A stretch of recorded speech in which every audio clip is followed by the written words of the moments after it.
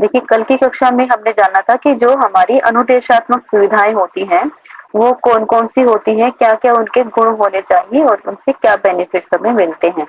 ठीक है? तो आप सभी जो है कक्षा में कल उपस्थित नहीं थे, इसलिए इस टॉपिक को दोबारा से रिवाइज करवा देते हैं और फिर इसके बाद इसके जो क्वेश्चन आंसर कैसे बनते हैं उसके ऊपर चर्चा करेंगे। इसमें है the main benefit of instructional facilities. कौन कौन से बेनिफिट होते हैं इंस्ट्रक्शनल फैसिलिटीज के? वो है मोटिवेशन ऑफ लर्नर्स, जो अधिगम करता है, जो शिक्षार्थी है, विद्यार्थी है, उसका मोटिवेशन मेंटेन रहता है। और based on Maxim's of teaching, तो ये जो शिक्षण सूत्र है उनके ऊपर आधारित होती हैं, ताकि एक साइकोलॉजिकल एस्पेक्ट है उसको भी मिलाकर अधिगम ज्यादा से ज्यादा हो सके। तो सभी का जो हम टीचिंग लर्निंग जो प्रोसेस में जो पढ़ रहे हैं, अभी तक हमने जो थ्योरीज जानी है, जो सूत्र जाने हैं, जो सिद्धांत जाने हैं, या फिर मेथड्स हमने जाने हैं, और उन सभी का कार्य यही है कि अधिगम ज्यादा से ज्यादा कैसे हो, कैसे उस अधिगम को और ज्यादा प्रभावी बनाया जाए। नेक्स्ट है बेटर रिटेंशन ऑफ इंफॉर्मेशन। तो जो हमने सूचना ग्रहण की है उसका हमारी स्मृति में प्रतिधारण अच्छे से हो सके, उसके लिए भी जो है ये फैसिलिटीज हैं बहुत हद तक भूमिका निभाती हैं। नेक्स्ट है teaching instruction facilities facilitate change in attitude. हमारा जो भी दृष्टिकोण होता है, पहले तो हमारा जब हमें कुछ जो है एक मुख्य जो विषय होता है, विषय विशेष का ज्ञान नहीं होता है और एक फॉर्मल जो है एजुकेशन हमने नहीं ली होती है, तो क्या होता है कि हमारा ज्ञान एक अपरिपक्वता को लिए हुए होता है। वैसे तो ज्ञान तो होता है, अंतर्दृष्टि से भी ज्ञान होता है और वातावरण से भी ज्ञान होता है, लेकिन उसमें क्या होता है कि हमारा दृष्टिकोण थोड़ा सा एक तरह से हम कह सकते हैं कि साइंटिफिक वे, उसमें वैज्ञानिक तरीका या फिर एक तरह से अनिश्चय होता है। वहां पर हमारा दृष्टिकोण, हमें पता नहीं होता कि क्या वो ठीक है, गलत है, उचित है, अनुचित है। तो जो हमारी जो फैसिलिटीज हैं शिक्षण में आकर, शिक्षण अधिगम प्रक्रिया में आकर हमें जो हमारे जो दृष्टिकोण होते हैं वो अनिश्चय से वो निश्चय बनते हैं, अनिश्चित बनते हैं। और एक तरह से, और वो जो उनका होता है कि वो साइंटिफिक बनते हैं, अपरिपक्व से परिपक्व बनते हैं हमारे दृष्टिकोण, कि हमें किस प्रकार का दृष्टिकोण रखना चाहिए और किस चीजों को किस प्रकार से देखना चाहिए। तो जो गांव में जो होते हैं, गांव के जो लोग होते हैं वो क्या होते हैं कि ज्यादा पढ़े लिखे नहीं होते, और पढ़े लिखे नहीं होते तो उनकी जो परंपराएं जो शुरुआत से चलती आ रही हैं उनके आधार पर वो किसी चीज का निरीक्षण करते हैं, जो उन्होंने अनुभव किया है उसके आधार पर वो किसी चीज का निरीक्षण करते हैं। लेकिन जब ज्ञान होता है पुस्तकों से और जो है योग के माध्यम से, जैसे हम सीखते हैं कि योग जो हठ योग होता है वो सभी को करना चाहिए, उसमें उसका मेन जो उद्देश्य होता है वो राजयोग होता है। ठीक है, लेकिन हठ से क्या तात्पर्य? सभी कहेंगे कि अरे हठ योगी तो ऐसे होते हैं कि उनसे जो शारीरिक नुकसान भी हो सकता है। तो एक तरह से दृष्टिकोण है उनका, है ना। जब उनको ये शिक्षा प्राप्त की प्रदान की जाएगी तो उनको पता चलेगा कि हठ योग होता क्या है एक्चुअल में। तो ऐसे ही उनका एटीट्यूड चेंज होता है, जो फैसिलिटीज प्रोवाइड की जाती हैं उनके माध्यम से। Better organisation of classroom teaching. जो क्लासरूम टीचिंग है, कक्षा कक्ष का जो शिक्षण है उसको एक अच्छे तरीके से उसको ऑर्गेनाइज और सुव्यवस्थित उसको बनाया जाता है फैसिलिटीज के द्वारा। To facilitate holistic learning. जो लर्निंग है, अधिगम है, वो संपूर्ण रूप से, समग्र रूप से वो अधिगम उनका हो सके, इंक्लूडिंग विद ऑल एस्पेक्ट्स, सभी पहलुओं को साथ में मिलाते हुए उनका जो है अधिगम हो सके, उसके लिए ये फैसिलिटेट करते हैं, सुविधाएं प्रदान करते हैं और सहायक हैं instruction facilities. Promotion of scientific temper. तो साइंटिफिक जो टेम्पर है, जो एक तरह से वैज्ञानिक दृष्टिकोण है और वैज्ञानिक एक सोच तरीका है सोचने का, वो डेवलप होता है, वो एटीट्यूड डेवलप होता है। और प्रैक्टिकल एप्लीकेशंस है, प्रैक्टिकल एप्लीकेशंस के लिए भी ये सहायक हैं हमारी अनुदेशात्मक सुविधाएं।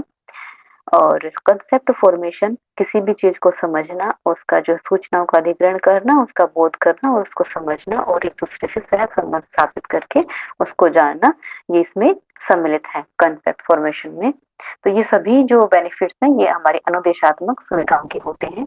एजुकेशनल टेक्नोलॉजी जो होती है, अब ये क्या है, educational technology can be divided into two categories.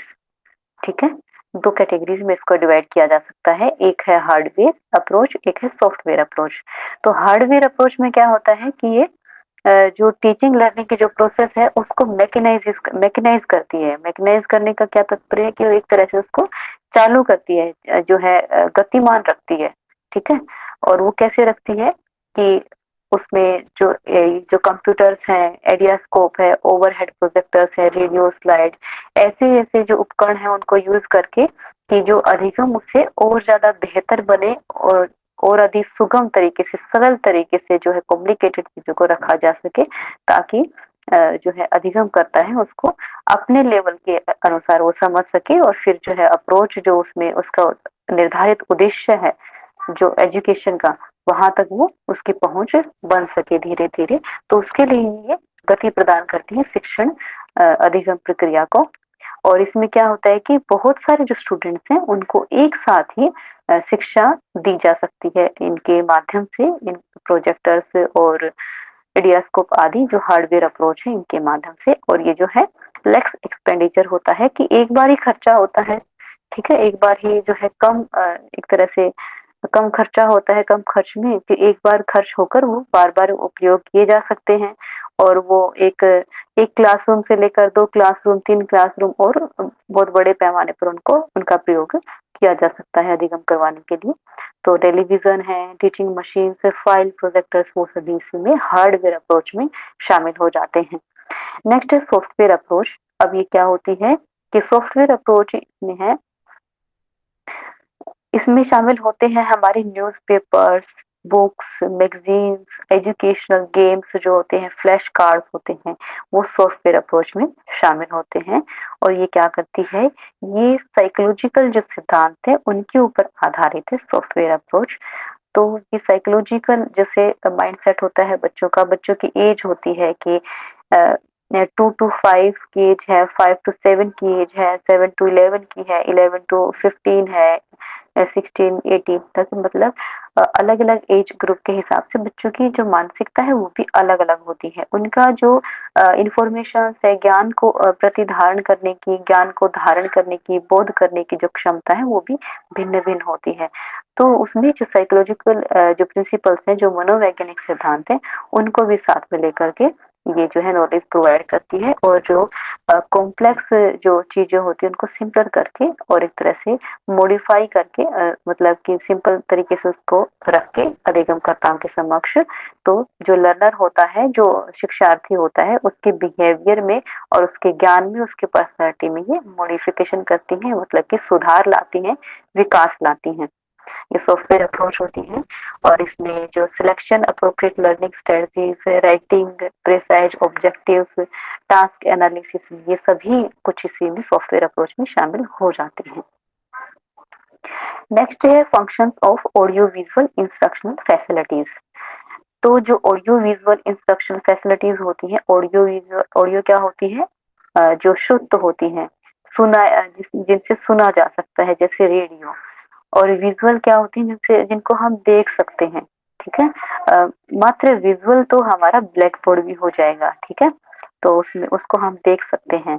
और जो ऑडियो विजुअल है, ऑडियो विजुअल में क्या होगा, हमारा टेलीविजन हो जाएगा। और मात्र ऑडियो में क्या होगा, हमारा रेडियो हो जाएगा। ये थोड़ा सा सिंपल तरीके से उसको समझने के लिए ये अनुदेशात्मक सुविधाएं हैं। तो उनके फंक्शंस अभी जानेंगे हम। अभी इसमें है कि projected instruction facilities and non projected instruction facilities. तो जो इंस्ट्रक्शन फैसिलिटीज होती हैं, जो अनुदेशात्मक सुविधाएं होती हैं, वो मुख्य रूप से दो प्रकार की होती हैं। और इसमें है कि एक होती है film slide, overhead projectors, epidiascope, video projectors, film strips. तो ये प्रोजेक्टेड इंस्ट्रक्शन फैसिलिटीज होती हैं, जिनको एक तरह से कंप्यूटर का, जिन पर जो है एक तरह से लाइव लाइव यूज भी कह सकते हैं। जो करंट जो यूज होता है उसका एक्टिव एक्टिव पार्टिसिपेशन कंप्यूटर का हम लेते हैं यहाँ पर। ठीक है, उसमें प्रोजेक्टेड इंस्ट्रक्शन फैसिलिटीज आ जाती हैं। नॉन प्रोजेक्टेड इंस्ट्रक्शन फैसिलिटीज में क्या है, ग्राफिक डिस्प्ले बोर्ड्स। डिस्प्ले का क्या अर्थ होता है, जो चीज इसको हम देख सकते हैं, दिखाई जा सके जो। ठीक है, प्रदर्शन कर किए जा सके, वो डिस्प्ले होता है, बोर्ड होता है। ठीक है, फिर 3D है और ऑडियो है एक्टिविटी। अब ये क्या होते हैं, एक एक करके जान लेते हैं। ग्राफिक है, ग्राफिक्स में क्या है कि ग्राफ से ही समझ में आ रहा है, कोई भी ऐसे एक तरह से ऐसा कोई भी एक पैटर्न बनाना। ठीक है, पैटर्न के माध्यम से किसी चीजों को समझना, ऐसा रेखा चित्र ऐसा डेवलप करना। तो ग्राफिक्स में ये सभी आ जाते हैं। हमारे चार्ट जो हम पेपर पे बनाते हैं, चार्ट्स हैं। और जैसे कि परसेंटेज कोई हम दिखा रहे हैं, ठीक है, और किसी की आउटकम दिखा रहे हैं, परिणाम किसी का दिखा रहे, घोषित कर रहे हैं। या फिर कोई सर्वे है, सर्वे हमने किया है कि जो गर्ल पॉपुलेशन कितनी है, बॉयज पॉपुलेशन कितनी है, ठीक है, और मेल फीमेल का रेशो क्या है, तो उसको भी हम इनके ग्राफ के माध्यम से, इनके माध्यम से दिखा सकते हैं। फ्लैश कार्ड्स है। फ्लैश कार्ड्स में क्या होता है कि एक कोई भी टॉपिक है, उसके आधारित जो है कार्ड्स, उसके ऊपर इंफॉर्मेशन होती हैं और पिक्चर्स वगैरह होते हैं, और वो जो है एक टॉपिक की जानकारी देता है। फिर वो जो कार्ड है बदलते रहते हैं, और जो टॉपिक भी जैसे आगे आगे बढ़ते हैं, और वो फ्लैश कार्ड भी अलग अलग बदलते रहते हैं। तो फ्लैश कार्ड भी ग्राफिक्स में आएंगे। फिर पोस्टर्स हैं, पोस्टर्स के माध्यम से आपने देखा होगा कि नशा मुक्ति पोस्टर्स, जैसे कि जाते हैं सफर के लिए, रेलवे स्टेशन है और बस स्टैंड है, उन पर लगे होते हैं कि उनमें क्या होता है कि पोस्टर्स के माध्यम से वो पिक्चर्स ऐसी क्रिएट कर देते हैं कि पिक्चर ही बोलती है उसमें। ठीक है, एक कहानी बयान कर रही होती है पिक्चर से एक घटना का जो है बयान कर रही होती है, फिर कुछ शिक्षा दे रही होती है। ठीक है, तो उस पोस्टर्स में आता है कि जैसे भ्रूण हत्या को रोकना है, उसके लिए पोस्टर्स हो जाए, और नशा मुक्ति के लिए पोस्टर्स हो जाए, बेटियों की शिक्षा के लिए पोस्टर्स हो जाए। ठीक है, उस वे में उसको प्रयोग किया जाता है। और ये क्या है कि बिना बोले ही जो है ज्ञान का प्रसार करती है, और बच्चों को समझने के लिए, चीजों को एक तरह से विजुअलाइज करने के लिए ये हेल्पफुल रहती है कि बच्चे कल्पना करके सीख पाए, जो सामने उनके नहीं है। एक पोस्टर के माध्यम से उसके पीछे की कहानी भी उनके माइंड में जो है, उनके ब्रेन में वो एक तरह से कल्पना चलती रहती है और विजुअलाइजेशन प्रोसेस चलती रहती है। तो उससे क्या होता है कि ब्रेन जो है फास्ट, उसका कैपेसिटी बढ़ती है, वो अमूर्त चीजों को भी सोचने की क्षमता उनकी बढ़ती है। पिक्चर्स एंड ग्रुप फोटोग्राफ्स हैं, उनके माध्यम से भी ये भी ग्राफिक्स में आ जाते हैं। ठीक है, ग्राफ्स हैं और मैप डायग्राम्स है, जितने भी डायग्राम्स हैं, मैप्स हैं, ये सब कुछ ग्राफिक्स में आएंगे। नेक्स्ट है नॉन प्रोजेक्टेड इंस्ट्रक्शन फैसिलिटीज के अंतर्गत डिस्प्ले बोर्ड्स। ठीक है, तो डिस्प्ले बोर्ड में क्या है कि बोर्ड है, जैसे कि इसमें सभी प्रकार के बोर्ड आ जाएंगे। ब्लैक बोर्ड है, व्हाइट बोर्ड है, बुलेटिन बोर्ड है, फ्लैनल बोर्ड है, मैग्नेटिक बोर्ड है, पैच बोर्ड है। ये सभी अलग अलग प्रकार के बोर्ड हैं, जिनका अलग अलग की जरूरत के हिसाब से उनका प्रयोग किया जाता है, अलग अलग स्थान पर, अलग अलग टॉपिक के लिए, क्लासरूम आदि के लिए किया जाता है। 3D है, 3D में क्या होता है कि वो एक तरह से ओवरऑल उसका व्यू दे देते हैं, मॉडल्स बनाए जाते हैं, मॉकअप्स होते हैं, ऑब्जेक्ट्स एंड स्पेसिमेंस होते हैं, पपेट्स होते हैं, ये सब कुछ 3D के अंदर अंतर्गत आ जाते हैं। ऑडियो है, ऑडियो रिकॉर्डिंग्स है, डिजिटल ऑडियो प्लेयर्स हैं, टेलीविजन है, टेलीफोन एंड मोबाइल्स हैं, ये सब कुछ ऑडियो में आ जाते हैं, जहाँ पर भी जो हम सिर्फ सुन सकते हैं, जिन माध्यम से हमें सुनाई देता है। कोई भी इसके अंतर्गत हम न्यूज सुन सकते हैं, या फिर ये जो प्रोग्राम्स आते हैं, एजुकेशनल प्रोग्राम्स है, वो भी इनके माध्यम से, जैसे आकाशवाणी का प्रसारण है, उसमें भी आते रहते हैं। ठीक है, इसके माध्यम से हम शुद्ध माध्यम से हम शिक्षा ग्रहण कर सकते हैं। ये भी बहुत अच्छी जो है अनुदेशात्मक सुविधाएं हैं, जो हमारे अधिगम को आसान और सरल बनाती हैं, रुचिकर बनाती हैं। एक्टिविटी है, एक्टिविटी सबसे मोस्ट इम्पोर्टेंट पार्ट है। तो हमने कल की कक्षा में जाना था, डेल कॉन का एक्सपीरियंस के बारे में हमने यहाँ ने जाना था। ठीक है, और उन्होंने क्या बताया है डेल कॉन ने कि जो हम अपना एक्सपीरियंस करके सीखते हैं, जो ज्ञान हम एक्टिविटी करके करते हैं, वो ज्ञान जो है 99% या फिर 90% उसको हमारे ब्रेन में रिटेन रहता है। और उसका जो है कि हम अगर उसका रिवीजन भी नहीं करते ना, फिर भी वो हमारे ब्रेन में रिटेन रहता है। काफी लॉन्ग टर्म मेमोरी में सेव रहता है हमारी। ठीक है, तो एक्टिविटी करके सबसे मोस्ट इम्पोर्टेंट चीज है। वैसे तो प्रोजेक्टर्स भी हैं, प्रोजेक्टर्स भी जो है विजुअलाइजेशन करते हैं। सभी का अपने अपने स्थान पर अलग अलग अपना अपना महत्व है, हर एक निर्देशात्मक फैसिलिटीज का। इसमें थोड़ा सा कम ज्यादा हो सकता है, लेकिन सभी महत्वपूर्ण है। तो एक्टिविटी सब में सबसे ज्यादा महत्वपूर्ण है। इसमें फील्ड ट्रिप्स हैं कि फील्ड ट्रिप क्या है कि जो हमारा जो कोई टॉपिक होता है या फिर कोई भी हमारा सर्वे होता है, कोई भी हमारी हमें कुछ सीखना होता है, तो उस फील्ड में जाके, उस क्षेत्र में जाके हम उसकी जो ट्रिप लेते हैं। जैसे कि हिमालय में हमें कोई योग संस्थान है, ठीक है, हम वहां पर कोई नेचुरोपैथी का है, तो हमें वहाँ की फील्ड ट्रिप लेनी है कि जो नेचुरोपैथी के जो संस्थान चलाए जा रहे हैं वहां पर, तो किस प्रकार से वो अप्रोच करते हैं, किस प्रकार से डील करते हैं, क्या कुछ उनका रहता है, क्या वो जो जो लाइव जो एक्टिविटीज होती है उनका हम वहां पर जो है ब्यौरा लेते हैं। और वहां पर जो है खुद भी उसको उसका पार्ट बन के खुद भी करते हैं, और ऐसे जो ट्रीटमेंट्स वगैरह हैं उनमें पार्टिसिपेट करते हैं। ठीक है, वो एक तरह से फील्ड ट्रिप का हिस्सा है। और जितना हम करके एक्टिविटी करते हैं उतना हम अधिक हमारा ज्यादा होता है। एक्सपेरिमेंटेशन है। एक्सपेरिमेंटेशन में क्या आता है कि एक तरह से हम एक्सपेरिमेंट कोई करते हैं, प्रयोगात्मक विधि है कि कोई भी चीज है, हमने ले लिया कि हमें पता है कि जो एसिड और बेस मिलाने से जो है न्यूट्रल हो जाता है कोई मटेरियल। ठीक है, तो जो है क्षार है और क्षार और उसको क्या बोलेंगे, अम्ल है। ठीक है, अम्ल। अम्ल, हाँ जी, अम्ल और क्षार, उनको मिलाने से जो है वो न्यूट्रल हो जाता है। ठीक है, और उसमें क्या है, कोई भी चार्ज नहीं रहता। तो उसमें क्या है, हम उसको अपने जो है लैब में उसको मिलाकर देखते हैं। ठीक है, मिलाकर वो अपना ऐसा एक्सपेरिमेंट हम करके देखते हैं कि क्या ऐसा ही है। जैसे इंडिकेटर्स होते हैं कि जो सामने हमारे जो वस्तु है, जो भी उसमें वो बेसिक है या फिर एसिडिक है, वो अम्लीय है या वो क्षारीय है। ठीक है, तो उसको चेक करते हैं, उसके लिए इंडिकेटर्स होते हैं।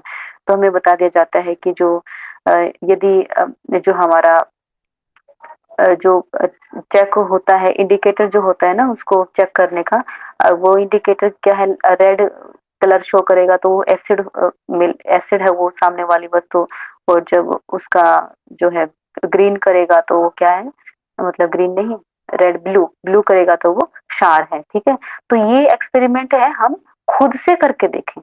वैसे तो थ्योरीज जो होती हैं, थ्योरीज हम पढ़ते हैं, उन थ्योरीज का एप्लीकेशन हम जब करते हैं ना, तो वो एक्सपेरिमेंटेशन के बेस में आ जाता है कि हम वहां से करके सीखते हैं कोई चीजें। हम जब लाइव देख लेते हैं हमें पता चल जाता है कि हाँ ये चीजें ऐसी होती हैं, तो हम उसको कभी भी नहीं भूलते हैं।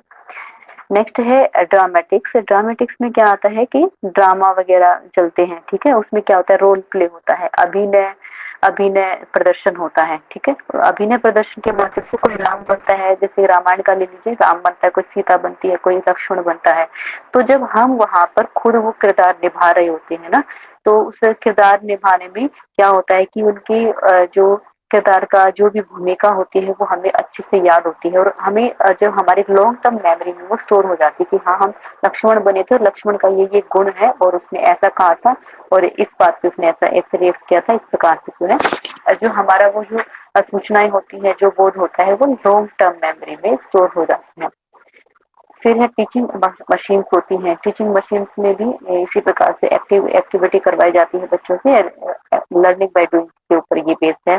फिर प्रोग्राम्ड इंस्ट्रक्शंस हैं, वो भी इसके अंतर्गत आ जाती हैं।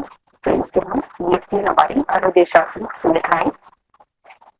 नेक्स्ट है, अब इनको थोड़ा सा अच्छे से जान लेते हैं। प्रोजेक्टेड विजुअल इंस्ट्रक्शन फैसिलिटीज, जो प्रोजेक्टेड है दृश्य अनुदेशात्मक सुविधाएं, तो उसमें ये मुख्य रूप से तीन प्रकार की होती हैं: डायरेक्ट प्रोजेक्शन, इनडायरेक्ट प्रोजेक्शन और रिफ्लेक्टिव प्रोजेक्शन। तो डायरेक्ट प्रोजेक्शन में क्या आता है कि स्लाइड्स हैं, फिल्म प्रोजेक्टर्स हैं, जो स्लाइड प्रेजेंट की जाती हैं ओवरहेड प्रोजेक्टर के उसमें, या फिर जैसे कोई भी प्रोजेक्टर्स है, जैसे आपके सामने स्लाइड प्रोजेक्ट जो है की जा रही है ना, तो ये क्या है, इसमें डायरेक्ट प्रोजेक्शन में आ जाता है। और फिल्म प्रोजेक्टर्स हैं वो भी इसमें आ जाते हैं। फिर एनिमेशन के थ्रू हम जो है पढ़ाते हैं बच्चों को।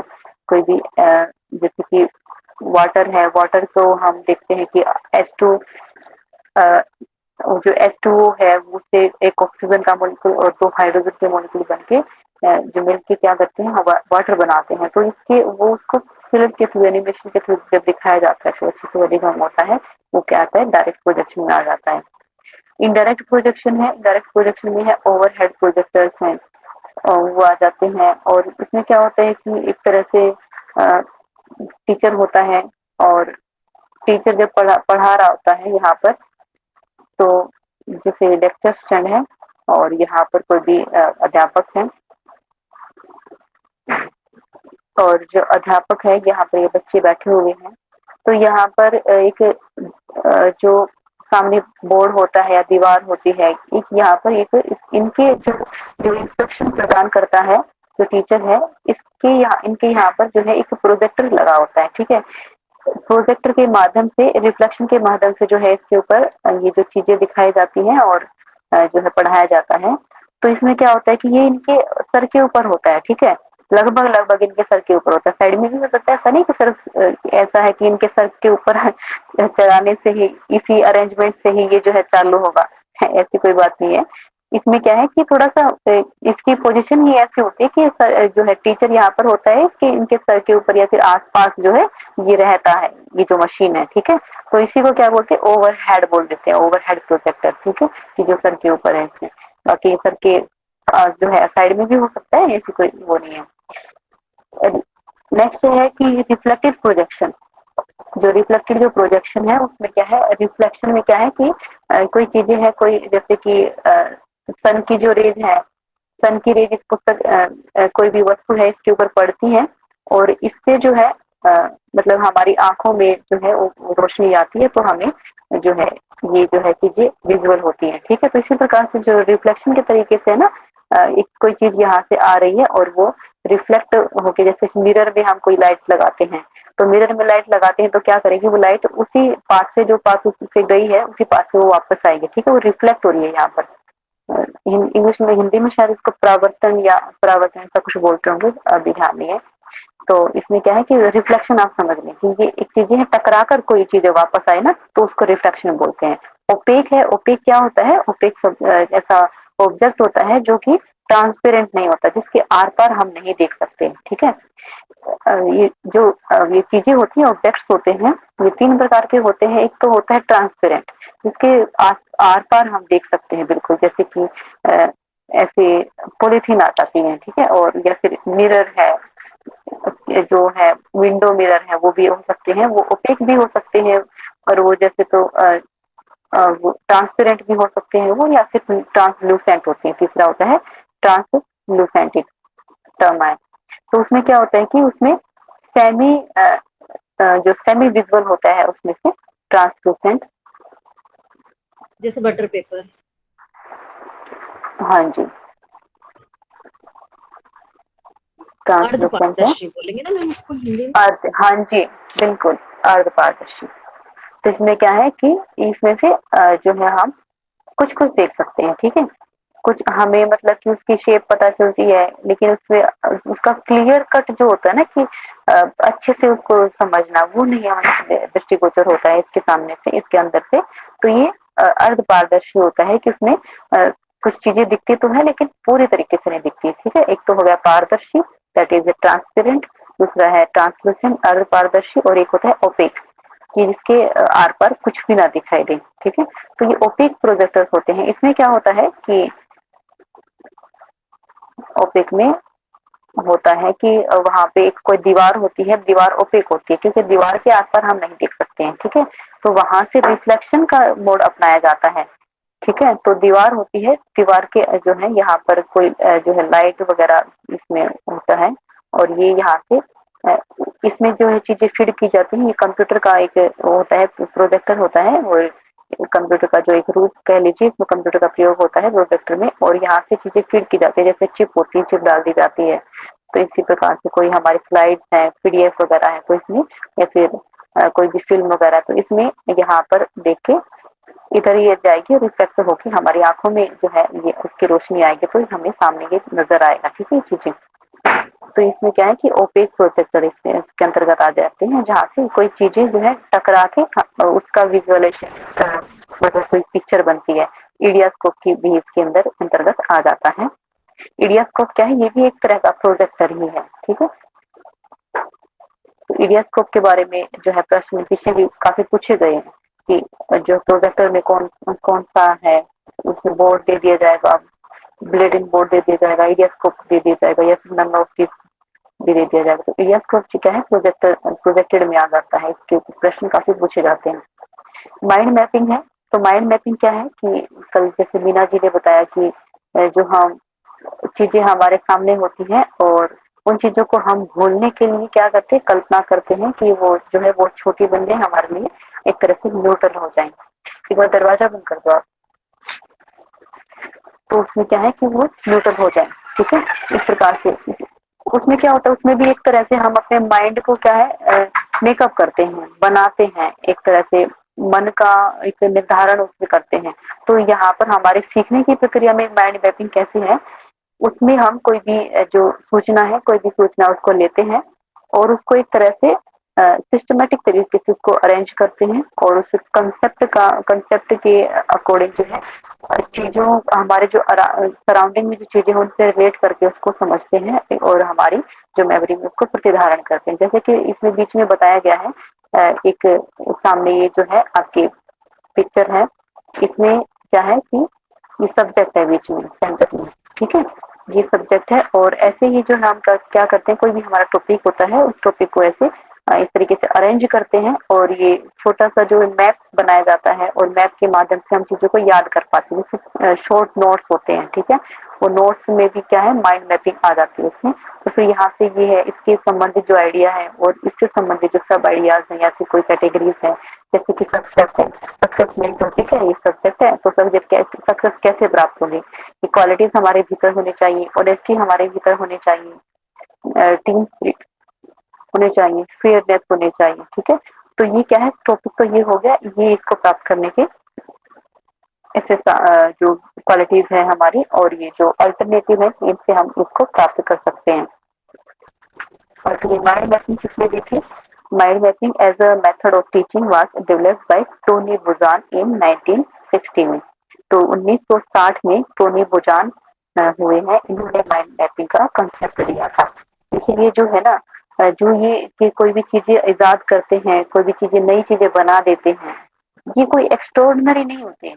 ये क्या करते हैं, सिंपल चीजों को ही एक तरह से अच्छे ढंग से और पूरे कॉन्फिडेंस के साथ करते हैं और उसको समाज के सामने प्रस्तुत कर देते हैं और हमेशा के लिए क्या होता है कि ये अमर हो जाते हैं, ठीक है। ये टोनी बुजान जी हैं, 1960 में हुए, 1960 में इन्होंने माइंड मैपिंग का जो मेथड है इसको बनाया और आज हम 2022 में इसको पढ़ रहे हैं।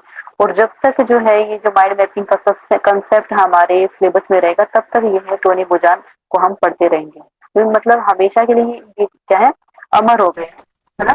तो ये चीजें हम भी कर सकते हैं, हम भी ऐसा कुछ करें। कोई चीजें हैं, कुछ सिंपल सी चीजें है ना, उनमें भी अपना जो है एफर्ट लगा के कि हाँ मैं ये इसको अच्छे से कर सकता हूँ, मैं इसमें अच्छा हूँ और मैं इसको अच्छे से जो कर लूँ और कॉन्फिडेंस के साथ किया मैं जो कर रहा हूँ बहुत अच्छा है, वो सबसे बेस्ट है, यूनिक जो ज्ञान मेरे पास है और ये स्किल है मेरे पास, सिर्फ मेरे ही पास है, किसी और के पास नहीं है, ठीक है। तो इस तरीके से जो हम कुछ भी चीजें ऐसे बनाते हैं ना, वो छोटी सी चीजें होती हैं लेकिन बाद में चाहे वो अगर समाज के लिए वो लाभदायक है तो वो तो बहुत बड़ा रूप ले लेती है और जो है इंसान हद सदा के लिए अमर हो जाता है, ठीक है। तो हालांकि ये तो इसका कंसेप्ट नहीं है टीचिंग एप्टीट्यूड का, फिर भी व्यवहारिक चीजें हैं। और नेक्स्ट है कि a mind map is a diagram for representing task. तो ये क्या है, डायग्राम रूप में रिप्रेजेंटेशन है, जैसे कि हमने इसमें जाना ये जो है सब्जेक्ट के थ्रू, जैसे कि डायग्राम जो हम भी जो कुछ भी पढ़ते हैं, जो कुछ भी हम जो प्रोसेस पढ़ते हैं, कोई भी टॉपिक पढ़ते हैं, उसको हम डायग्रामेटिक तरीके से कैसे उसको अरेंज करें, क्यों अरेंज करें, क्योंकि जो डायग्राम हम बना देते हैं उसके माध्यम से चीजों को याद करना आसान होता है बजाय कि थ्योरी के, ठीक है। डायग्राम को आसान जो है समझना और उसको अपनी मेमोरी में प्रतिधारण करना काफी जो सरल होता है as compare to theory, theoretical part. तो इसी चीज से जो है डायग्राम के थ्रू इसको रिप्रेजेंट करना, किसी भी टास्क को वर्ड्स, कॉन्सेप्ट और आइटम्स को लिंक करना और अरेंज करना हमारे जो सेंट्रल जो टॉपिक है उसके साथ ऐसी प्रकार से अरेंज करना, वो इसमें माइंड मैपिंग में आ जाता है। इस तरह से मैप बनाते हैं, नक्शा बनाते हैं, ताकि हम अपने जो है विषय है उसको अच्छे से सीख सकें, कैसे उसको प्रतिधारण कर सकें। It uses a non-linear graphical layout that allows the user to build an intuitive framework around the central concept। ठीक है, तो इंट्यूशन जो होता है, इंट्यूशिव फ्रेमवर्क जो हम खुद ही इजाद करते हैं, खुद ही बनाते हैं, किस प्रकार से जो है हमारा सेंट्रल कंसेप्ट है उसके उसको सेंटर में रख के हमारे कंसेप्ट को हम कैसे जो है एक फ्रेमवर्क बना सके और उसको बेहतर तरीके से उसको रिप्रेजेंट कर सके, जिसके अंतर्गत आ जाता है। It can turn a long list of monotonous information into a colourful, memorable and highly organised diagram. ये क्या है कि हाँ, एक तरह से एक long list of monotonous information, जो इंफॉर्मेशन है उनके रूप में हम इसको ले सकते हैं कि लिस्ट है, और उन लिस्टों को किस प्रकार से दिखाना है, कलरफुल तरीके से, मेमोरेबल मतलब कि जो मेमोरी में बिठाए जा सके, जो याद की जा सके, मेमोरी एबल, ठीक है, जो याद करने योग्य हो, इस प्रकार से उसको बनाया जा सके। ठीक है, या फिर जैसे कि कोई भी कंसेप्ट है हमारा, योग से संबंधित कंसेप्ट है, किसी और सब्जेक्ट से संबंधित कंसेप्ट है, उसको एक बच्चे से हम मतलब किसी भी कोई चार्ट ले लिया हमने इस प्रकार से, और उसमें चार्ट के थ्रू हमने पढ़ लिया, जैसे कि एक होता है इकोसिस्टम आता है ना, इकोसिस्टम हम पढ़ेंगे एनवायरनमेंट में, तो उसमें क्या है कि इकोसिस्टम में उस प्रकार से वो डायग्रामेटिक तरीके से बताया जाता है कि जो सन है, ये यहाँ पर सन है, यहाँ से जो है ये पौधे हैं, ये प्रोड्यूसर्स होते हैं, और ये जो है फर्स्ट कंज्यूमर होते हैं सनलाइट का और एनर्जी का। तो यहाँ से जो 100% आ रही है और उसका 10% जो है इनको प्रोड्यूसर्स को मिला, और जो इनको मिला है उसका 10% आगे एनिमल्स को, जो है डियर है इसको खाने वाले, इसको जो है फॉरवर्ड हुआ। तो एक तरह से इसको है ना इतने अच्छे और इंटरेस्टिंग ढंग से इसको बताया जाता है कि याद रहे चीजें, ठीक है, डायग्राम के थ्रू, और जैसे कलरफुल जो एनिमेशन उसमें ऐड की कर दी जाती है। तो हाईली ऑर्गेनाइज डायग्राम भी उसको यूज किए जाते हैं, और एक तरह से work in line with learners brain natural way of doing things. तो उसमें क्या है कि जो प्राकृतिक जो तरीका होता है चीजों को करने का, वो उससे लर्नर के माइंड में जो है फीड हो जाती है। उसको पता है कि जैसे कि अगर उसको प्रोड्यूसर्स का सहारा ना लेकर और एक सन का सहारा ना लेकर हम वैसे उसको पढ़ाएं कि जो है ब्रह्मांड से है, ये जो सन से ऊर्जा आ रही है और ये जो सबको मिल रही है, जितने भी ग्रीन प्लांट्स हैं, ये सब कुछ है, तो उसको क्या होगा कि हाँ उसको पता तो चल जाएगा कि ऐसे ऐसे है, लेकिन जो हमने बचपन में जो पढ़ लिया कि सन से जो है यहाँ से जो है इसकी ऊर्जा आ रही है, ऐसे डायरेक्ट जो है हम यहाँ से तो दिखाई नहीं देती, लेकिन यहाँ से उन्होंने डायग्राम बना दिया कि यहाँ से ऊर्जा आ रही है, और ये जो पौधे हैं ये यहाँ से इसको कंज्यूम कर रहे हैं, इन पौधों को जो है डियर कंज्यूम कर रहे हैं, यहाँ पर डियर का जो है डायग्राम बना दिया। तो ये जो डायग्राम है ना, ये हमें हमेशा जो है ताउम्र हमें याद रहेगा, ये हमारे लॉन्ग टर्म मेमोरी में स्टोर हो गया। तो ये चीजों को करने का इसको प्राकृतिक लेता है, प्राकृतिक सोच से अधिगम करता, उसको अपनी मेमोरी में ले पाए, कंसेप्ट बना पाए और उसको रिटेन कर पाए। इस प्रकार से माइंड मैपिंग है, अच्छा कंसेप्ट है ये भी। इसमें क्या है थोड़ा सा ये भी जान लेते हैं कि using mind mapping as innovative thinking tool in education help students to visualise and externalise concept. इसमें क्या करते हैं कि जो विजुअलाइज चीजों को विजुअलाइज करने के लिए, और एक इनोवेटिव थिंकिंग होती है, एक हम खुद से खोज करते हैं, ठीक है, आविष्कार करते हैं, आविष्कार पूर्ण जो सोच होती है उसमें हम खुद से आविष्कार करते हैं कि ये जो सामने जो कंसेप्ट है उसको हम किस प्रकार से, किस डायग्राम से दिखाएं और किस प्रकार से दिखाएं कि काफी अट्रैक्टिव लगे और देखते ही समझ में आ जाए और याद भी रहे एक बार देखा हुआ। ठीक है, तो हम आविष्कार करते हैं उस चीजों का, ठीक है, और इनोवेटिव थिंकिंग के साथ जो है विजुअलाइज कर सके और एक्सटर्नलाइज द कंसेप्ट, जो कंसेप्ट है उनको बाहर जो प्रदर्शित उनका कर सके, उनको एक ढांचा बना सके। Understand the connection between different ideas. तो जो है अलग अलग जो विभिन्न जो आइडियोलॉजी होती हैं, विचार होते हैं, उनको आपस में रिलेट करना, आपस में उनका कनेक्शन देखना, आपस में जुड़ाव क्या है, किस प्रकार से वो जुड़े हुए हैं, जो है जैसे कि टीचिंग एप्टीट्यूड है, हायर एजुकेशन है, वैसे तो टीचिंग एप्टीट्यूड अलग सब्जेक्ट है, हायर एजुकेशन अलग है और आईसीटी अलग है, तो हम उन चीजों को, इन तीनों को आपस में जोड़कर किस प्रकार से हम पढ़ते हैं, ये हमें तीनों ही आपस में जुड़ी हुई नजर आएंगी, क्योंकि आईसीटी का प्रयोग जो है टीचिंग एप्टीट्यूड में होता है, टीचिंग अधिगम प्रक्रिया के लिए किया जाता है। ठीक है, फिर आ जाती है हायर एजुकेशन। एजुकेशन में भी है टीचिंग जो है बहुत हद तक, काफी हद तक रोल निभाती है, जो एक तरह से बच्चे का व्यक्तित्व का विकास करके और उसको उच्च शिक्षा के लिए जो है योग्य बनाती है। तो इस तरीके से हम उसको अलग अलग जो डिफरेंट आइडियोलॉजीज होती हैं उनको आपस में कनेक्ट करके जो है चीजों को समझ पाते हैं और याद कर पाते हैं। ऐसा जो है माइंड मैपिंग हमारे लिए फैसिलिटेट करता है, सहयोग देता है। It is commonly used in presentation में प्रयोग किया जाता है ये, और क्रिटिकल थिंकिंग में कि किसी चीज के एडवांटेज देखनी है, डिसएडवांटेज देखनी है, उसमें भी इसको प्रयोग किया जाता है। ब्रेन स्टॉर्मिंग है, और ब्रेन स्टॉर्मिंग में क्या होता है कि एक तरह से तनावपूर्ण अवस्था होती है, तनाव पैदा किया जाता है, उसमें भी ये प्रयोग किया जाता है। डिसीजन मेकिंग के लिए भी और प्रोजेक्ट मैनेजमेंट के लिए भी इसको प्रयोग किया जाता है। तो डिसीजन मेकिंग के लिए जैसे सुनाया है, तब आपको भी जैसे कि व्यवहारिक रूप से भी कभी डिसीजन लेने में कुछ समस्या आ रही है, तो आप क्या करें, माइंड मैपिंग बनाएं, समस्या जो है उसको, उसको मेन यहाँ पर, और उसकी क्या क्या अल्टरनेटिव हो सकती है उनको साइड में करके उसको समझे कि सबसे मोस्ट अप्रोप्रिएट कौन सा है और किस प्रकार से हमें इसको, उसको अपनाने से क्या बेनिफिट होगा, क्या नुकसान हो सकते हैं, इन सभी को जो जो उसके अल्टरनेटिव है एक समस्या को लेकर समाधान, 3 समाधान है, तो इसका बेनिफिट क्या है और इसका डीमेरिट क्या है, इसका बेनिफिट क्या है और इसका डीमेरिट क्या है, इसका बेनिफिट क्या है, इसका डीमेरिट क्या है। तो जो सबसे ज्यादा बेनिफिशियल हो और उसमें ड्रॉबैक्स कम हो, तो हम उसकी तरफ जाके हमारा डिसीजन क्लियर हो जाएगा कि हाँ हमें इस चीज को फॉलो करना है क्योंकि ये ज्यादा बेनिफिशियल है। तो डिसीजन मेकिंग भी हमारी बेहतर तरीके से हो पाती है। एक तो शिक्षण में भी, शिक्षण में तो होती है, व्यवहारिक रूप से भी हम इसको अच्छे से अप्लाई कर सकते हैं अपने जीवन में। नेक्स्ट है माइक्रोसॉफ्ट पावर पॉइंट प्रेजेंटेशन। तो जो पावर पॉइंट प्रेजेंटेशन है, आप सभी जानते हैं कि एक एप्लीकेशन प्रोग्राम होता है जो कि माइक्रोसॉफ्ट ऑफिस में मिलता है, कंप्यूटर का एक एप्लीकेशन है ये, और इसमें क्या होता है कि audio visual teaching instruction facilities होती हैं इसमें, और इनसे जो है ऑडियो विजुअल टीचिंग फैसिलिटीज को have been replaced with PowerPoint presentation. इसमें क्या होता है, स्लाइड्स वगैरह होती है पावर पॉइंट प्रेजेंटेशन में, तो वो जो ऑडियो विजुअल होती है इंस्ट्रक्शन फैसिलिटीज उनको रिप्लेस किया गया है पावर पॉइंट के थ्रू। कैसे होता है कि क्यों इसको रिप्लेस किया गया, क्योंकि जो ऑडियो विजुअल होती है, ऑडियो होती है उसमें तो सिर्फ आवाज आएगी, अधिगम अच्छे से जो है इतना बेहतर तरीके से नहीं हो पाएगा, कम परसेंटेज होगी मेमोरी को रिटेन होने की।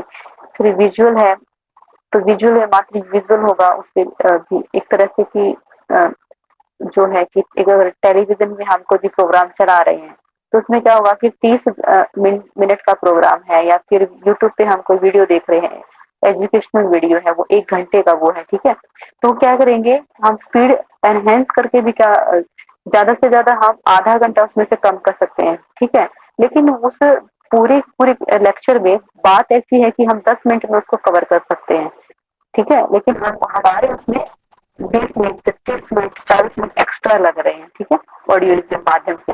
तो उसमें क्या होता है कि स्लाइड प्रेजेंटेशन होती है कि आप लोग भी पूछते हैं कि भाई इसकी पीडीएफ मिल जाएगी क्या, इसकी स्लाइड है क्या, तो उसमें क्या होता है कि उसको देख के हम हमारे कुछ कोई टॉपिक ऐसे होते हैं कि सिर्फ हमें देखना होता है, देखने से हमें अधिगम हो जाता है कि ज्यादा उसमें समय लगाने की आवश्यकता नहीं होती। तो इन स्लाइड्स के माध्यम से हम उसको कम समय में उसको कर सकते हैं, और ये इकोनॉमिक भी तरीका है, और इस तरह से इसको रिप्लेस किया गया तो काफी बेहतर ही होगा, है ना। तो जैसे कि हमारे सामने ये जो है स्लाइड प्रेजेंट की जा रही है, इसके माध्यम से यदि हम यहाँ पर वीडियो चला दें तो उसमें क्या होगा कि एक एक कंसेप्ट को वो बहुत एक तरह से कई एस्पेक्ट से समझा सकते हैं, जो हमारे लिए उपयोगी उपयोगी उपयोगी हो कुछ, और कुछ उपयोगी ना हो उनको भी वो सम्मिलित करेंगे, अपने हिसाब से पढ़ेंगे, कहने का तात्पर्य यही है। तो सभी का जो है पढ़ाने का या फिर ऑडियो विजुअल जो है उसमें एक अलग अलग जो होता है तरीका होता है, अलग अलग उनका ढंग होता है प्रेजेंट करने का चीजों को। तो पावर पॉइंट प्रेजेंटेशन में हम खुद से अप्रोच कर सकते हैं उसको, जैसे कि हम अडल्ट लर्नर हैं, अडल्ट लर्नर के लिए पावर पॉइंट प्रेजेंटेशन जो है इंस्ट्रक्शन फैसिलिटी है। Here the slides give us flexibility in terms of fonts, visual, और sizes, ability to change etcetera. तो इसमें क्या है कि हमें एक तरह से लचीलापन ये देते हैं। लचीलापन किस उसमें कि हम फोन साइज को चेंज कर सकते हैं, विजुअल्स है सामने उनको चेंज कर सकते हैं, उसका साइज जो है बदल सकते हैं स्लाइड्स का, या फिर उनका जो डायग्राम्स है उनका कर सकते हैं, कोई भी सामने चीजें लिखी हुई है उनका साइज, ठीक है। एबिलिटी टू चेंज, इनमें क्या होता है कि हम इसको बदल भी सकते हैं, अपडेशन भी उसमें डाल सकते हैं, ठीक है। तो इसमें एक ये फैसिलिटेट होती है, ये हमें लचीलापन देता है कि हम इस चीज को बदल सकते हैं अपनी आवश्यकता के अनुसार। It allows the teachers to reflect on a lesson and correct any changes. जितने भी चेंजेस होते हैं या फिर कोई अपडेशन आती है और उसमें वो जो है टीचर उसको करेक्ट कर सकता है, और उसके लिए एक तरह से रिफ्लेक्ट ऑन लेसन, एक जो लेसन होता है जो हमें पढ़ाना होता है उसको स्लाइड के माध्यम से रिप्रेजेंट करता है। तो इसी प्रकार से जो है इसको किया जाता है। और ये क्या करते हैं, इनका बेनिफिट क्या होता है कि मोटिवेशन प्रदान करते हैं और increase authentic material for study. तो जो ऑथेंटिक मटेरियल हमें मिल जाता है स्टडी के लिए, क्योंकि विभिन्न प्रकार की बुक्स हैं, विभिन्न प्रकार के राइटर्स हैं, उसमें कई कई बार जो चीजें बियॉन्ड द टॉपिक डाल दी जाती है, ठीक है। तो इसमें क्या है, एक ऑथेंटिक जो मटेरियल प्रोवाइड करता है, शायद हम उसी का अपने जो टॉपिक के हिसाब से जब बनाते हैं उसमें ये काफी हमें हेल्पफुल रहता है समय की बचत के लिए भी। Encourages interaction between the teacher and the student, student और टीचर के बीच में इंटरेक्शन, जो इंटरेक्शन है उसको भी एनकरेज करता है। तो टीचर क्या करते हैं, स्लाइड को प्रेजेंट करके जो है टीचरों को भी इन्वॉल्वमेंट देते हैं इस प्रकार से कि इसमें क्या होगा, इस प्रकार से उनके जरूर पूछे जाते हैं। लेकिन जो ऑडियो विजुअल जब हमारे सामने वीडियो चलाते तो उसमें ऐसा नहीं हो पाता है, संभव नहीं होता है। तो इसमें क्या है, इंस्ट्रक्शन के हमें बेहतर अवसर प्राप्त होते हैं। तो ये जो है सामने इसका जो है एक मॉडल दिखाया गया है कि स्लाइड प्रेजेंटेशन कैसे होता है। इसमें कोई भी टाइटल हम ऐसे डालते हैं, यहाँ पे हमें ही डालना होता है कोई टॉपिक, उसके में जो ऐड करना होता है कि क्या क्या उसके अंदर अंतर्गत आएंगे। यहाँ पर हम कोई भी ग्राफ भी ले सकते हैं, कोई भी पिक्चर भी यहाँ पर ऐड कर सकते हैं, ठीक है। इस प्रकार से इसको प्रेजेंट किया जाता है। डेलकोन एक्सपीरियंस, डेलकोन एक्सपीरियंस को कल जानेंगे। जैसे आप इसका थोड़ा सा व्यू देखना चाहते हैं तो लास्ट वीडियो देख लें और एक बार देख लेते हैं कि चीजें आज हमने क्या क्या जानी है, ताकि ये आपका जो है ऐसा हो जाए कि आपको सोचने की आवश्यकता ना पड़े। पहले हमने जाना इंस्ट्रक्शन फैसिलिटीज को, निर्देशात्मक जो सुविधाएं हैं उनके बारे में कि वो क्या फैसिलिटेट करती हैं, क्या क्या उनके लाभ होते हैं। टीएलएम यहाँ पर एक नाम आया है, टीएलएम टीचिंग लर्निंग मटेरियल। तो ये टीएलएम है, इसको कई बार क्या होता है कि टीचिंग लर्निंग मटेरियल शिक्षण अधिगम जो सामग्री होती है इसको एज इट इज ना देके इंग्लिश में भी टीएलएम दे देंगे, सिर्फ हिंदी में भी सिर्फ टीएलएम दे देंगे, ठीक है। तो उसमें क्या होता है कि हमें पता होना चाहिए टीएलएम से क्या तात्पर्य है, कि जो शिक्षण अधिगम जो सामग्रियां होती हैं, जो इंस्ट्रक्शन फैसिलिटीज जो हम होते हैं, जैसे एड्स हो गए, टीचिंग एड्स हो गए, कोई डिवाइसेस हो गया, ब्लैक बोर्ड हो गया, चौक आदि जो भी हम प्रयोग करते हैं शिक्षण के लिए, वो टीएलएम में आ जाता है। बुक्स भी हमारी इसके अंतर्गत आ जाती है, ठीक है। ये तो टीएलएम होते हैं। तो इनकी क्या है फैसिलिटीज, क्या क्या प्रोवाइड करती है, मोटिवेशन करती है, जो शिक्षण सूत्र आधारित होती है, और retention of information, better retention हो जाती है। और इनसे क्या होता है कि एक तरह से एटीट्यूड में बदलाव होता है, क्लासरूम की अरेंजमेंट सही से होती है, और जो होलिस्टिक लर्निंग फैसिलिटी प्रोवाइड करती है, और साइंटिफिक टेम्पर ये डेवलप करती है, एप्लीकेशन प्रैक्टिकल अप्रोच ये डालती है, और जो है जो शिक्षण अधिगम प्रक्रिया है और उसको एक तरह से खेल में कैसे शिक्षा प्राप्त की जा सके उसके लिए प्रेरित करती हैं, और उसको एंजॉयबल ढंग से एक इंटरेस्टिंग वे में इसको प्रस्तुत करती हैं, कंसेप्ट फॉर्मेशन इसकी करती हैं। एजुकेशनल टेक्नोलॉजीज हैं, टेक्नोलॉजीज में आता है दो प्रकार की टेक्नोलॉजी, हार्डवेयर और सॉफ्टवेयर। इनके ऊपर डायरेक्ट प्रश्न पूछ लिया जाता है कि हार्डवेयर एक कोई भी स्टेटमेंट दे देंगे और कि ये जो है ये ऐसे ऐसे है, तो इसमें कौन सी अप्रोच है, ये हार्डवेयर है, सॉफ्टवेयर है, कौन सी है, ठीक है। तो इसके बारे में असर्शन भी आ जाते हैं, रीजंस भी आ जाते हैं इसके, और ये हार्डवेयर क्या होती है, सॉफ्टवेयर क्या होती है। तो ये प्रोजेक्टर्स हैं, रेडियो है, स्लाइडिंग सभी हार्डवेयर में आते हैं, और जो न्यूज़पेपर है, बुक्स है, मैगजीन्स हैं, एजुकेशनल गेम्स है, फ्लैश कार्ड्स में सॉफ्टवेयर अप्रोच में आ जाते हैं। फिर है visual instruction facilities, functions of, इनके फंक्शंस क्या है इसके बारे में जानते हैं। तो ये सबसे पहले की प्रोजेक्टेड इंस्ट्रक्शन फैसिलिटीज है, नॉन प्रोजेक्टेड इंस्ट्रक्शन फैसिलिटीज है। तो क्या है, अनुदेशात्मक सुविधाएं जो कि प्रोजेक्टेड हैं, कंप्यूटर आधारित हैं, जो कि नॉन प्रोजेक्टेड हैं वो भी होती हैं। तो प्रोजेक्टेड में film, slides, overhead projector, epidiascope, video projectors और फिल्म स्टिक्स आ जाती हैं। फिर नॉन प्रोजेक्टेड जो इंस्ट्रूमेंट फैसिलिटीज हैं उनमें आते हैं ग्राफिक्स हैं, डिस्प्ले बोर्ड्स हैं, सीडी, ऑडियो एक्टिविटीज, ये सब कुछ इसमें आ जाते हैं। इसमें चार्ट, ब्लैक बोर्ड, मॉडल और स्टूडियो और फील्ड ट्रिप्स, एक्सपेरिमेंटेशन आदि हमारे शामिल होते हैं। फिर प्रोजेक्टेड एड्स में है, ये 3 प्रकार के होते हैं, ये भी बहुत इंपॉर्टेंट है, इससे भी डायरेक्ट प्रश्न पूछ लिया जाता है। ठीक है, तो इसमें से ये तो उठा के कि ओवरहेड प्रोजेक्टर कौन सा है, डायरेक्ट प्रोजेक्शन में है आता है, इनडायरेक्ट में आता है या रिफ्लेक्टेड में आता है, इस प्रकार से भी प्रश्न पूछ लिया जाता है, तो आपको पता होना चाहिए। ठीक है, दो 3 प्रकार के होते हैं, डायरेक्ट प्रोजेक्शन, इनडायरेक्ट प्रोजेक्शन और रिफ्लेक्टेड प्रोजेक्शन। नेक्स्ट है माइंड मैपिंग। माइंड मैपिंग को हम किसी भी चीज को, किसी भी कंसेप्ट को एक तरह से डायग्राम के माध्यम से दिखाते हैं और ज्यादा बोल्ड, कलरफुल, मोड जो है मेमोरेबल उसको बनाते हैं, एक अच्छे से ऑर्गेनाइज उसको करते हैं, डिजाइन करते हैं, उसको सजा के संवारते हैं ताकि उसको अच्छे से हम उसको रिटेन कर पाए। फिर है पावर पॉइंट प्रेजेंटेशन। तो इसके अंतर्गत क्या आते हैं कि जो audio visual teaching instruction facilities है उसको रिप्लेस क्या करते हैं कि पावर पॉइंट प्रेजेंटेशन। तो इसमें से प्रश्न बन जाता है कि ऐसी सुविधाएं बताओ कि जो ऑडियो विजुअल को जो है टीचर ने इसको क्या हुआ कि वहां पर उसका समय ज्यादा हो रहा था तो टीचर ने उसको किसी और मेथड से रिप्लेस कर दिया ऑडियो विजुअल को, तो उसमें से वो मेथड कौन सा हो सकता है। तो ऐसे जो है उस प्रकार से दे देंगे कि 3 ऑप्शन ऐसे दे देंगे कि जो बहुत रेलेवेंट नहीं है लेकिन उससे मिलते जुलते हैं कुछ। ठीक है, उसमें फिर एक पावर पॉइंट प्रेजेंटेशन आ जाएगा। तो सबसे बेस्ट जो है उसको चूज करना होता है कि उसको कौन रिप्लेस कर सकता है जिससे अधिगम ज्यादा अच्छे जो है प्रभावी तरीके से हो सके। फिर नेक्स्ट है डेल कोड एक्सपीरियंस, इसको जो है कल जानेंगे। आज की कक्षा का यहीं पर समापन करते हैं। तो आप में से प्रश्न पूछ ले जाए आपसे, अब पूछ लें। आप ये बताइए कि जो प्रोजेक्टेड जो एड्स होते हैं वो कितने प्रकार के होते हैं। 3 प्रकार के। हाँ जी, ठीक है, कौन कौन से। Direct, indirect, reflecting. ठीक है, और डायरेक्ट का एग्जांपल दीजिए, इनडायरेक्ट का और रिफ्लेक्टेड का भी, तीनों का।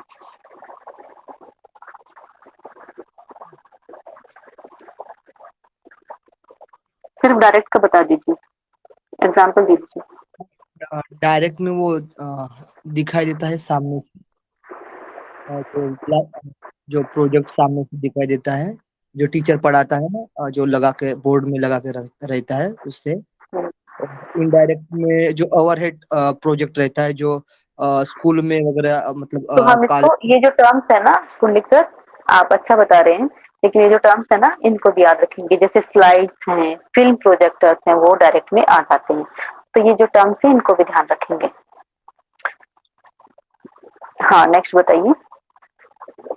नेक्स्ट इनडायरेक्ट में जो हेड पे रहता है, जैसे यूनिवर्सिटी में लगा होता है, जैसे ब्लैक बोर्ड रहता है, उसके साइड में एक डब्बा रहता है, वो ओवर। हम्म, ठीक है, और प्रोजेक्टर, ठीक है। अब रिफ्लेक्टेड का एग्जाम्पल क्या है, कोई भी बता दें। मीना जी आप बताएं, रिफ्लेक्टिव प्रोजेक्शन का एग्जाम्पल।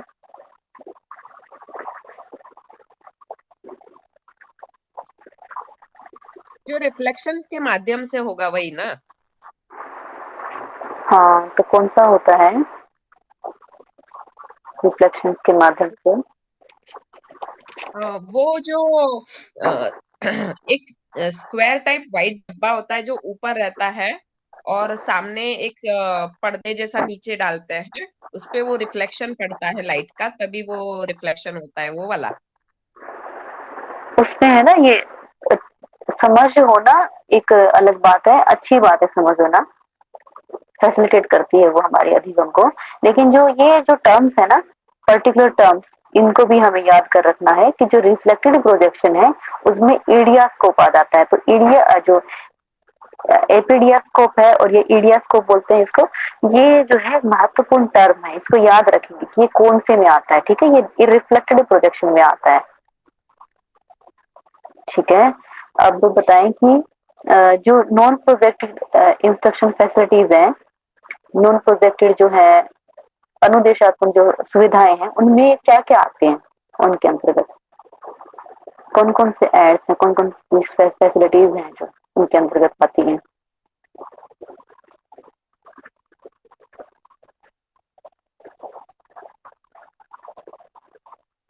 कोई भी बता दे, कोई भी याद नहीं है क्या? अभी तो हमने रिवाइज भी किया है इसको फिर से। Ma'am graphic, display boards, 3D, audio, activity, उसके आगे सब पार्ट्स थे जैसे graphic, charts, graphs, map, diagrams, posters, ये सब। और डिस्प्ले बोर्ड में क्या है? अच्छा, डिस्प्ले बोर्ड में ना एक नाम, एक आता है, एक टर्म आती है, बुलेटिन बोर्ड। बुलेटिन बोर्ड क्या होता है?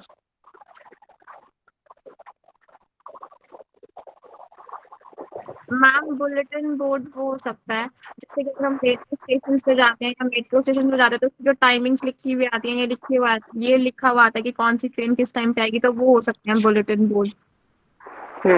बिल्कुल सही है कि जो हमें एक तरह से टाइम टेबल है उसका उसकी सूचना देते हैं, या फिर एक तरह से आपने ये जो ओवर यूज का बताया है, सामाजिक सोशल में क्या यूज है हमारा, ठीक है। और इसको यदि हम शिक्षण संस्थान के अंतर्गत उसके उसकी चार दीवारी के यदि हम अंतर्गत सोचे तो बुलेटिन बोर्ड वही है जो हमारे गैलरीज में और कॉरिडोर में लगे रहते हैं, उनके ऊपर न्यूज होती है।